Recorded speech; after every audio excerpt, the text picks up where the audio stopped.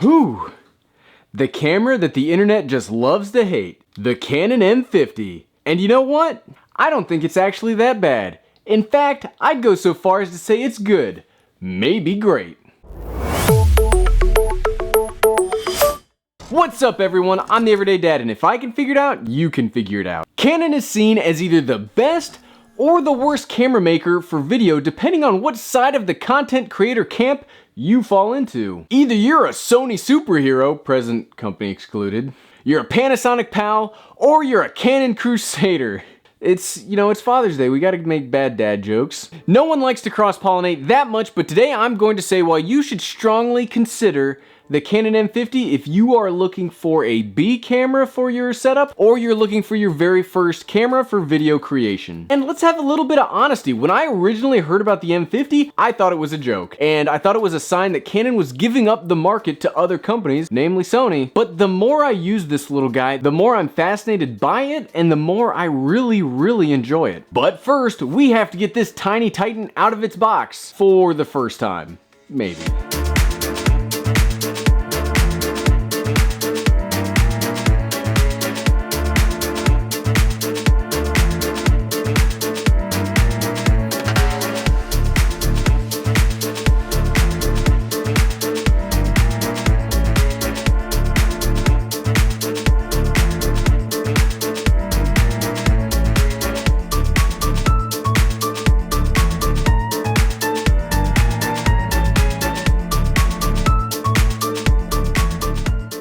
Next up, let's cover some basic specs to get us all on the same page. The Canon M50 is Canon's newest entry into its mirrorless line. It has an APS-C size sensor, which is slightly smaller than the APS-C sensor found in the Sony cameras. It can record in 4K, 24 frames per second, more on this later. It can also do 1080p at up to 60 frames per second and 720p up to 120 frames per second. One of the main features of the M50 is it has Canon's blazing fast dual pixel autofocus, so long as you're recording in under 4K, which gives it a huge leg up over the competition. And another very big selling point is the fully articulating touchscreen, which unlike Sony touchscreens actually allow you to control and change the settings, almost like it's 2018.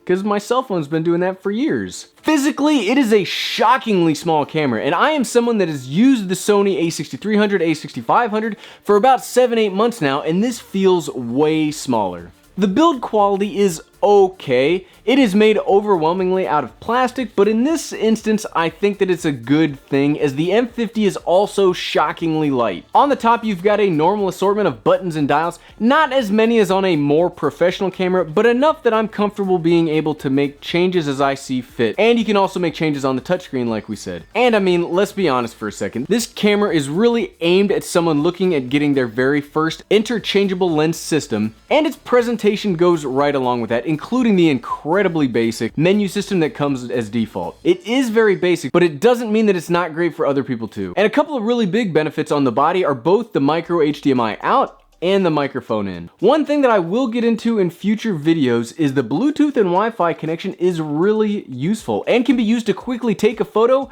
and have it immediately stored on your phone, which makes keeping that Instagram account up to date much easier. Instagram's awesome.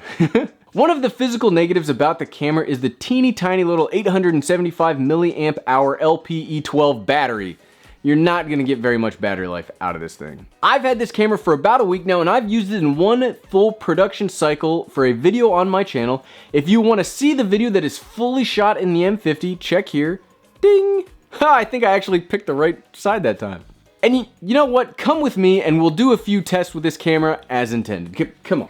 And so this is like a vlogging slash audio test of the Canon M50 with the front facing microphones. I don't really like calling it a vlogging camera. I like calling it a solo production camera because vlogging, everything's vlogging. So how much does that actually help? But the things that make this awesome, we'll talk about this more in a second, is the autofocus and the articulating screen. This shot would be very hard to get planned with my Sony camera. I mean, I could get it, I could point it at myself and hope that I would get it. But here I know what's in frame and I know that I'm in focus. Problem I had with Panasonic cameras was even though you'd have the box on your face, you'd still get that contrast detection autofocus that would pulsate in the background. This is so great for just something that works. If you just need a camera to work, the M50 will work. But let's talk about a bad thing real quick. So, we all love dual pixel autofocus, right? It's like the hottest thing in the YouTube/online content creation market. Everybody wants the dual pixel autofocus. Sony's is pretty good too. But one of the problems with the M50 is when we switch to 4K, we're gonna lose that dual pixel autofocus. It's gonna go towards contrast-based focus. So let's switch to 4K real quick, see how it looks. Yeah, there's that crop we were talking about, right? So that's what happens when you go into 4K. I'm in the exact same spot, the camera's in the exact same spot. Nothing has changed other than the 4K. And also, I don't think I'm in focus right now. That's the problem with contrast-based autofocus, is it has to find like the focus. It doesn't just have it. So let me back up a little bit. Okay, so are we gonna get in focus at all? We might be in focus there. But that's one of the bad things about the 4K. It's not unusable. It adds an extra fiddly step. The camera knows what it wants to do, which is good, but just can't do it. It just can't do it as well.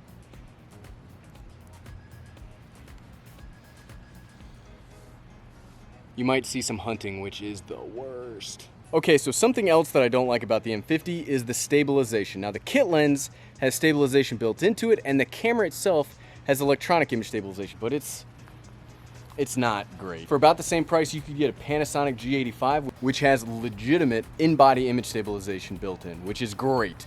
If you require stabilization, I would go the Panasonic route, but everything else makes this a fantastic camera. All right, it is brutally hot out here. Let's head back inside. Whew. And we're back. So what are my initial thoughts on the M50? Let's talk about the negatives first. 4K does not have the dual pixel autofocus, and it has another huge crop put on top of it.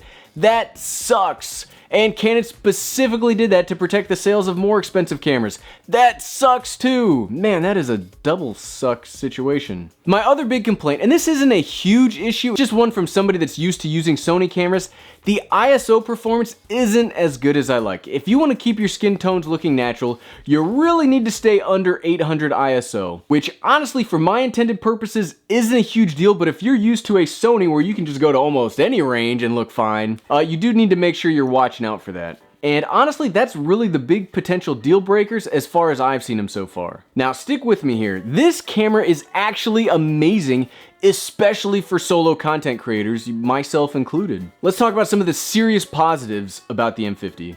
The dual pixel autofocus combined with the flip out screen means you rarely need to interact with the camera at all. Something I prioritize very, very heavily when it comes to my camera gear is it needs to have very little fiddling to make it work. And when using my A6500, I'd need to bring a monitor, which means batteries, cables, cage, and a bigger tripod. All of which can be done internally in such a smaller camera. Another huge positive is access to Canon's entire ecosystem of lenses. Canon has one of the widest variety of lenses on planet Earth, and a lot of what they provide is very reasonably priced. With this small adapter, you now can mount any Canon lens to the body and the autofocus still works. It's so awesome. Next up, another huge positive is the price. You can get a fully capable camera, almost entirely ready to go, for almost half the price of the A6500. Yes, you'll also need to get a microphone and a tripod and SD card stuff, but even after all that, you still will have plenty of cash to spare. And the microphone isn't necessarily required because as we saw earlier, the front-facing microphones on the camera are actually pretty good. When recording audio on the M50, the preamps are okay. They're not fantastic, but they're good enough. But what is really nice is the built-in auto limiter. And the problem that I find myself running into as a person with a very robust voice at times is since I can't monitor the audio, oh, and a quick negative, you can't see the audio levels on the screen while recording. I generally find out in post if my audio is ruined, and you don't really have to worry about that as much here because it auto lowers the levels if you start to peak. My final positive in today's video, and we'll do more in the future, is the touch screen itself. When you spend almost all of your time in front of the camera, it's nice to be able to be in front of the camera and still change the setting. When I'm using my A7 III and I want to change a setting or make sure my settings are correct, I have to get up, walk around all the cables and the lights and everything, and then I have to come back and then I have to fiddle with my framing again, and it's just a pain. It's so nice to be able to do that while from like right here. So what, right? So honestly, I think the M50 is an awesome camera, and it might replace my A6500 as my location camera. It's lightweight, has great image quality, is incredibly easy to use, and if you require 4K, you can get it. There are just extra steps that you're gonna have to go through, so it's not impossible. I fully recommend this if you are looking for your very first camera, or if you are a solo crew and you want a small camera to take with you. This thing is amazing, and I'll leave links in the description below where you can find your very own. Thanks for watching.